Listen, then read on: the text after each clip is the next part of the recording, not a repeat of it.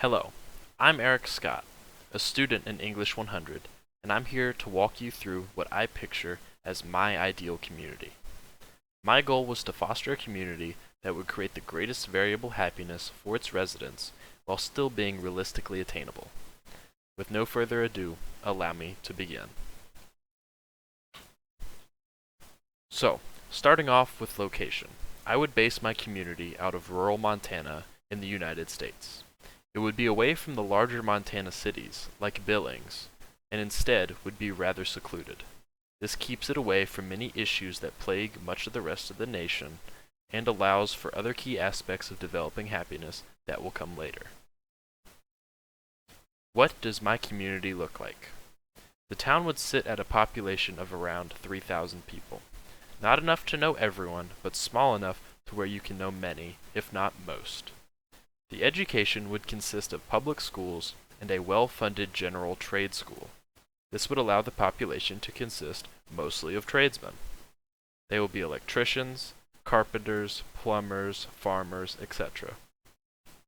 This variety of trade skills and a large number of farmers will allow the community to be self-sufficient when it comes to important repairs, survivability, and expansion. However, this size will also allow for modern conveniences to still be provided. Good internet connections, online shopping, gaming, etc. will still be possible. It's not a remote and off-the-grid village. Why my design will make people happy. This design incorporates much of what we have talked about in class as well as through other research. The first aspect of my community that would generate happiness is the size and location. The World Happiness Report and Oxford Well-Being Research Center has found that subjective well-being is reported highest in countries with the greatest GDP, and within those countries, rural communities report the highest.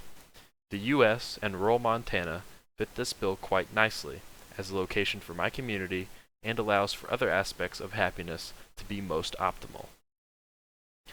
In addition, our own studies on green spaces, like the works of Shree Taylor's Where Are People Happiest and Saddest in Big Cities, and Abigail Adams' What Green Spaces Can Do to Your Mood within class, have shown that the location will be a boon to happiness. Majestic mountains, fields of green, abundant wildlife, and more will constantly uptick my citizens' moods. A large section of this community would also be farmers, or, at the least, work within agriculture. This in mind, Laura Tenenbaum's newsletter, Digging in the Dirt Really Does Make People Happier, comes to mind. She says in this article that gardening has a wide range of health outcomes, including reductions in depression, anxiety, and body mass index, as well as increases in life satisfaction, quality of life, and sense of community. So not only in this design does the individuals within a community become happier, they become happier together. The self-sufficiency of this community would also drastically improve happiness. In their article, Self-Sufficiency, an Essential Aspect of Well-Being, Steve Taylor of Psychology Now teaches us that self-esteem can often be directly correlated with self-sufficiency. By building this community in a way where citizens can manage it on their own, and they can directly impact it, happiness will flourish through a bolstering of self-esteem. So, thank you for listening to my ideas on what makes a happy community and how I would design my ideal community. All my sources are listed down below in the description, and any included images can be found credited there as well. Once again, thank you for listening, and have a great day.